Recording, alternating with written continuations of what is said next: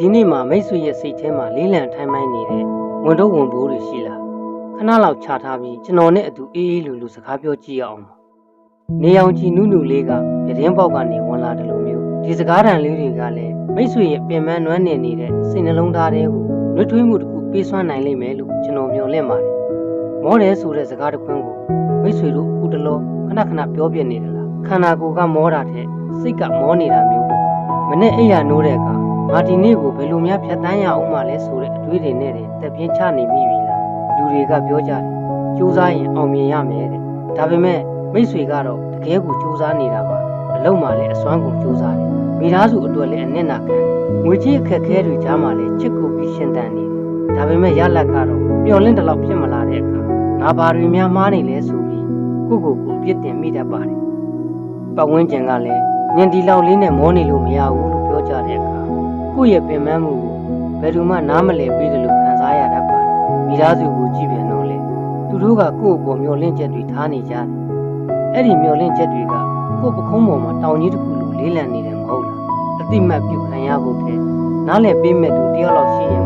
တော်တော်လေးအားရှိသွားမယ့်အခြေအနေမျိုးဆိုတာကျွန်တော်သိပါတယ်မိတ်ဆွေအခုတကယ်ကိုပင်ပန်းနေပြီဆိုစိတ်ပင်ပန်းတာဟာအားနည်းတာမဟုတ်ပါဘူးစိတ်ပင်ပန်းနေဆိုတာလူဖြစ်ရခြင်းရဲ့အစိတ်ပိုင်းတစ်ခုစက်ရုပ်တွေတော့စီကုံရင်ရပ်သွားသေးတာပဲလူသားဖြစ်တဲ့ကျွန်တော်တို့မှလည်းစိတ်ဆွမ်းရင်တွေကုန်ခန်းသွားတတ်တာဆမ်းပါဒါဟာမိတ်ဆွေညံပြင်းလို့မဟုတ်ပါဘူးစိတ်သက်ပြောညံ့လို့လည်းမဟုတ်ပါဘူးဥပမာလေးတစ်ခုကျွန်တော်ပြောပြမယ်ကျွန်တော်တို့မြန်မာနိုင်ငံမှာနေ့စဉ်ရုန်းကန်နေရတဲ့မိသားစုတစ်ခုရဲ့အိမ်တော်ဦးစီးတစ်ယောက်ကိုမြင်အောင်ကြည့်ပါမနေ့မိုးလင်းကနေမိုးချုပ်ထိအလုပ်လုပ်တယ်အချိန်ပိုတွေဆင်းတယ်ဒါပေမဲ့ကုံစင်းနှုံးတွေတက်နေတဲ့ကြားမှာလက်ထဲမှာပိုက်ဆံကမကြံတော့ပဲအိမ်ပြန်ရောက်တဲ့အခါသားသမီးတွေရဲ့ကျောင်းလာကအိမ်လာကတွေကစောင့်ကြိုနေတယ်အဲ့ဒီလူကအလုံးမလုံးချင်တာမဟုတ်ပါဘူးပြင်းတာလည်းမဟုတ်ပါဘူးသူဟာအစွမ်းကုန်တာဝန်ကြီးကိုစူးစမ်းနေရင်းနဲ့ပဲစိတ်ကုန်ခန်းမှုကိုဖြစ်သွားတာပါနောက်ထပ်ဥပမာတစ်ခုဆိုရင်စာမေးပွဲအတွက်လမ်းနဲ့ချီပြီးစူးစမ်းပြင်ဆင်ခဲ့တဲ့ကျောင်းသားတစ်ယောက်သူဟာတငယ်ချင်းတွေနဲ့လည်းမလဲဘူးခိမစောစာပဲအသေးတန်ကျက်တယ်ဒါပေမဲ့စာမေးပွဲရလထွက်လာတဲ့အခါမျောလင့်တယ်လို့ဖြစ်မလားအဲ့ဒီအချိန်မှာအဲ့ဒီကလေးခံစားရတဲ့စိတ်ပြည့်မှုအားနည်းတာမဟုတ်ပါဘူးအစွမ်းကုန်စူးစမ်းခဲ့လို့ကုန်ခန်းသွားတာဖြစ်ပါတယ်ဒါကြောင့်မိတ်ဆွေစိတ်သက်ကြနေတာကိုအပြစ်မမြင်ပါနဲ့အဲ့ဒါဟာမိတ်ဆွေအရင်ကတော်တော်လေးစူးစမ်းခဲ့လို့ပြင်ပန်းသွားတာပဲဖြစ်ပါတယ်အခုကျွန်တော်မိတ်ဆွေကိုတည်ငြိမ်စေမဲ့ခွန်အားဖြစ်စေမဲ့တစ်ချက်သုံးချက်ကိုပြောပြချင်ပါတယ်ပထမတစ်ချက်ကမင်းကြာရှုံးနေတာမဟုတ်ဘူးမင်းပင်ပန်းနေတာပဲရှိတယ်လူတွေကစိတ်ပင်ပန်းလာပြီဆိုရင်ငါကတော့မဖြစ်တော့ပါဘူးငါဘဝကတော့ကြာရှုံးပြီလို့ချက်ချင်းထောက်ချက်ချတတ်ဒါဟာတကယ်အမှန်တရားမဟုတ်ပါဘူးမိတ်ဆွေရဲ့စိတ်အခြေအနေကလောဘယ်တွေပြသွားတာပဲရှိတာဥပမာမိဖို့ကြောင့်ထဲမှာထမင်းချက်နေတဲ့အမေတယောက်ကိုကြည့်ဟင်းအိုးတွေပကံတွေကြားမှာပင်ပန်းလွန်းလို့ထိုင်ချလိုက်မိတဲ့အခါငါဟာအိမ်အောင်ရှင်မကောင်းတယောက်မဟုတ်ဘူးလို့သူတွေးတယ်နော်လားမဟုတ်ဘူးသူဟာတစ်နေ့လုံးအလုပ်တွေအများကြီးလုပ်ခဲ့လို့ခဏလေးနားကျင်နေတာပဲရှိပါတယ်အခုမိတ်ဆွေတို့လည်းအတူတူပါဘဝမှာအစွမ်းကုန်တာဝန်ကျေခဲ့ပြီးပြီအစွမ်းကုန်တီးခံခဲ့ပြီးပြီအခုခံစားနေရတဲ့စိတ်ညစ်မှုတွေဟာကြာရှုံးခြင်းရဲ့လက္ခဏာမဟုတ်ဘဲနဲ့နားနေဖို့လိုအပ်နေပြီဆိုတဲ့သတိပေးချက်တစ်ခုပဲဖြစ်ပါတယ်ဒါကြောင့်ငါညံ့လိုက်တာလို့မတွေးဘဲနဲ့ငါတော်တော်လေးပင်ပန်းနေပါလားငါကဂရုစိုက်ဖို့လိုပြီလို့တွေးပေးပါဒုတိယတစ်ချက်ကအခုရောက်နေတဲ့နေရာဟာမင်းရဲ့ပန်းနိုင်အဆုံးတတ်မဟုတ်ဘူးအခုမိတ်ဆွေကြုံတွေ့နေရတဲ့အခက်အခဲတွေ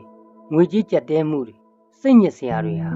ဘဝရဲ့အခန်းတစ်ခန်းသာဖြစ်ပါတယ်ဒါဟာဇာတိန်ပိုင်းမဟုတ်သေးပါဘူးကျွန်တော်တို့ခရီးသွားတဲ့အခါလမ်းမှာကားပြက်လို့ဖြစ်ဖြစ်လမ်းပိတ်လို့ဖြစ်ဖြစ်ရက်နေရတဲ့အချိန်တွေရှိတတ်တယ်မဟုတ်လားအဲ့ဒီအချိန်မှာငါတို့ခရီးမရောက်တော့ဒီနေရာမှာပဲငါဘဝဆုံးပြီလို့ဘယ်သူမှမတွေးကြပါဘူးခဏတော့ကြံ့ကြာသွားတာပေါ့ပြင်ပြင်းရင်ဆက်သွားမှာပဲလို့ပဲတွေးကြတာပါမိတ်ဆွေရဲ့ဘဝဟာလည်းအဲ့ဒီလိုပါပဲအခုစိတ်ပင်ပန်းပြီးရက်တန့်နေတာခဏတာလမ်းပိတ်နေတာမျိုးပါနောက်တစ်နှစ်နောက်9နှစ်ဆိုရင်အခုဖြစ်နေတဲ့ပြဿနာတွေကိုပြန်ကြည့်ပြီးငါအဲ့ဒီတုန်းကဒီလောက်တောင်ခံစားခဲ့ရပါလားဆိုပြီးပြုံလေးပြောနိုင်တဲ့နေ့ရောက်လာမှာအချိန်ကိုအချိန်ပေးလိုက်ပါအရာအလုံးဟာပြောင်းလဲနေမှာဖြစ်လို့အခုအဆိုးဆုံးအချိန်ဟာလည်းကြော်ဖြတ်သွားမှာတည်ကြပါတယ်တတိယအချက်ကတော့နားတာဟာအရှုံးပေးတာမဟုတ်ပါဘူးမြန်မာလူမျိုးတွေကြားမှာနားတယ်ဆိုတာကိုပြင်းတယ်လို့ထင်တတ်ကြတယ် ဒါပေမဲ့တကယ်တော့နားခြင်းဟာရှစ်ဆက်ဖို့အတွက်အားပြန်တွန်းထားတာပါပြေးခုန်ပြေးအာကစားသမားတယောက်ကိုကြည့်ပါသူဟာကွန်းထဲမှာအဆက်မပြတ်ပြေးနေရတာမဟုတ်ပါဘူးပြိုင်ပွဲမစခင်မှာအနားယူရတယ်ပြိုင်ပွဲပြီးရင်လည်းကြွက်သားတွေပြန်ကောင်းအောင်နားရတယ်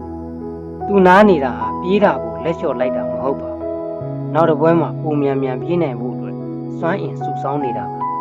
မိတ်ဆွေလည်းဒီနေ့စိတ်ဓာတ်တွေလွန်မင်းကြနေရင်ဘာမှမလုပ်ချင်ဘူးဆိုရင်ခဏလောက်ဘာမှမလုပ်ပဲနားလိုက်ဖုန်းကိုချထားပါအလုပ်ကိစ္စတွေကိုခဏမေ့ထားပါကိုပြန်ပြောပါငါအရှုံးပေးတာမဟုတ်ဘူးငါအားပြန်တွန်းနေတာတဲ့ကိုကျင်တာပါတခြားသူတွေကိုကျင်တာကိုကြိုးစားခဲ့တယ်လို့ကိုယ့်ရဲ့ပင်ပန်းနေတဲ့စိတ်ကလေးကိုလည်းကျင်တာပေးဖို့မမေ့ပါနဲ့ကဲအခုမိတ်ဆွေဘယ်နေရာပဲရောက်နေပါစေခဏလောက်ငြိမ်ငြိမ်လေးနေကြည့်ရအောင်ဖြစ်နိုင်ရင်မျက်လုံးလေးကိုမှိတ်ထားပါအသက်ကိုပြင်းပြင်းရှူသွင်းပါခဏအောင်ထားပြီးရင်ဖြည်းဖြည်းချင်းပြန်ထုတ်လိုက်ပါနောက်တစ်ခေါက်အသက်ကိုရှူသွင်းတဲ့အခါလက်ဆက်တဲ့လေတွေနဲ့အတူခွန်အားတွေပါလာတယ်လို့စိတ်ကူးကြည့်ပါရှူထုတ်တဲ့အခါမှာတော့စိတ်ထဲကပူလောင်မှုတွေတောကတွေကိုလေနဲ့အတူမှုတ်ထုတ်လိုက်ပါအခုကိုစိတ်ထဲကနေလိုက်ပြောကြည့်ပါငါအဆင်ပြေသွားမှာပါငါအစွမ်းကိုစူးစမ်းခဲ့လို့ပင်ပန်းနေတာဟာအပြစ်မဟုတ်ပါဘူးငါနားခွင့်ပေးမယ်ငါချစ်ခွင့်ပေးမယ်ဆိုရင်အရာအလုံးဟာပိုကောင်းလာမှာဒီအေးချမ်းမှုကိုခဏလောက်ခံစားကြည့်ပါမိတ်ဆွေရဲ့စိတ်ထဲမှာလေးလံနေတာတွေနည်းနည်းလေးပေါ်ပါသွားပြီမဟုတ်လားဒီနေ့မှာမိတ်ဆွေ80ဖို့အင်အားမရှိဘူးလို့ခံစားနေရရင်တောင်မှအခုလိုကျွန်တော်စကားတွေကိုအဆုံးထိနားထောင်ပေးနိုင်တာကမိတ်ဆွေမှာစူးစမ်းခြင်းစိတ်ရှိနေသေးတယ်ဆိုတဲ့တက်တွေပါမိတ်ဆွေဟာတကယ်ကိုတော်တဲ့သူပါညဆိုတာအမှောင်ဆုံးအချိန်ကိုကြော်ဖြတ်ပြီးမှမိုးလင်းလာတာပါအခုမိတ်ဆွေအမှောင်ဆုံးအချိန်ကိုရောက်နေတယ်ဆိုရင်မကြခင်အလင်းရောင်လာတော့မယ်ဆိုတာကိုယုံကြည်လိုက်ပါမနှက်ဖြန်မနှက်ခင်းပါလေဒီစကားတန်တွေကိုပြန်နားထောင်ခြင်းရင်နားထောင်ပါကျွန်တော်ဒီနေရာမှာအမျက်ရှိနေမှာပါဒီနေ့တော့ကိုအရန်ကြီးစိတ်မလောပါနဲ့ကောင်းကောင်းအနားယူပါရေလေးတစ်ခွက်တောက်ပါပြီးရင်ဖြည်းဖြည်းချင်းပဲပြန်စပါမိတ်ဆွေရဲ့စိတ်နှလုံးသားမှာအေးချမ်းမှုတွေပြန်လည်ရရှိပါစေမိတ်ဆွေဟာအဖို့တန်တဲ့သူဆိုတာဘယ်တော့မှမမေ့ပါနဲ့မင်္ဂလာရှိရောနှစ်တည်လေးဖြစ်ပါစေကျွန်တော်ဘာများထပ်ပြီးကူညီရအောင်မလဲမိတ်ဆွေရဲ့စိတ်ထဲမှာအခုခံစားနေရတဲ့ခံစားချက်ကိုချရေးကြည့်ခြင်းလားဒါမှမဟုတ်ဒီနေ့အတွက်တင်းငယ်တဲ့ပန်းနိုင်လေးတစ်ခုဥပမာဒီနေ့တော့ရေများတောက်မယ်ဆိုတာမျိုးအတူတူတတ်မှတ်ကြည့်မလားမိုးတိမ်တွေကုန်သွားရင်ကောင်းကင်ဟာပြန်ကြည်လင်လာမှာပါမင်းရဲ့နေ့ရက်တွေလည်းထိုနည်းအတူပါ